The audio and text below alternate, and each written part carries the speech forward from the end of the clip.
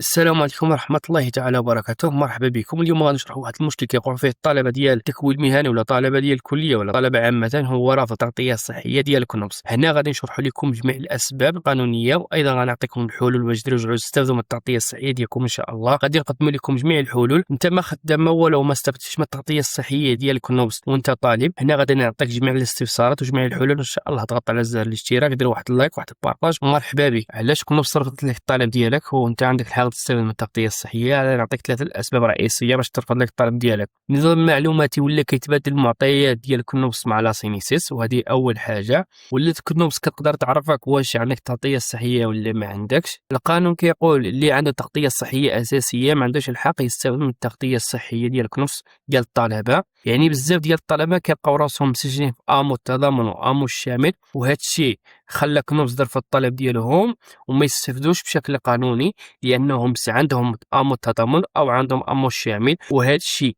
من حق كنوبس ترفض لهم الطلب لأنهم عندهم تغطية صحية وما يمكنش يستافدوا من جوج تغطيات صحية. هذه بالنسبة للشروط الأساسية ديال كنوبس باش تستافدوا من التغطية الصحية. بالنسبة لكنوبس داروا واحد جوج إجراءات خصكم تتبعوهم بالنسبة للتقسيم ديال الطلبة حسب السن اللي يبغي يستافد من التغطية الصحية. يعني يقول لك كيتابع الدراسة ديالو، ولا أنت باغي تستافد من التغطية الصحية وكتبع الدراسة ديالك أسيدي، غادي نقول لك واحد السبب ولا شي أسباب خصك تتبعهم باش تستافد من التغطية الصحية ديالك. بالنسبة عندنا الفئة الأولى من 21 سنة 26 سنة، عندك الحق تستافد مع والديك في التغطية الصحية إذا كانت عندهم، ولكن خصك دير شي اجراءات باش تستافد من التغطيه الصحيه ديالك في احسن الظروف. غادي نشرحوا هذا الشيء بالتفاصيل، انت تبع حتى النهايه وما تفلت حتى نقطه باش تستافد. بالنسبه للفئه الاولى عندنا من 26 سنه ل 30 سنه، الا ما بقاش عند والديك التغطيه الصحيه يمكن لك دير طلب جديد باش تستافد من التغطيه الصحيه، وراه حق من الحقوق ديالك. الحل باش تفتح الحق ديالك في التغطيه الصحيه بالنسبه للفئه الاولى من 21 سنه ل 26 سنه، الا كان عند والديك الحق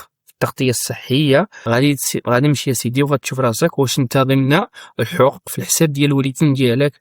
راه هذا بالنسبة للإجراءات الأولى. بالنسبة للثانية، إلا ما كنتش مسجل غتصيفط نسخة من البطاقة الوطنية ديالك زائد شهادة مدرسية حديثة كتثبت بأنك سيدي مازال كتقرا. غادي تكتب سيدي رقم التسجيل ديال الولادة في التغطية الصحية الخاصة بك فوق الشهادة، وصيفط جميع الوثائق للمنصة ديال التغطية الصحية ديال كنوبس. من بعد الدراسة غادي يفتحوا لك سيدي هاد الحق مع العائلة ديالك وتستافد من التغطية الصحية بأحسن الظروف. هذه بالنسبة للناس اللي بغا يستافدوا من التغطية الصحية ديالهم هما مازالين كيتابعوا الدراسة ديالهم، السن ديالهم من 21 سنة 26 سنة.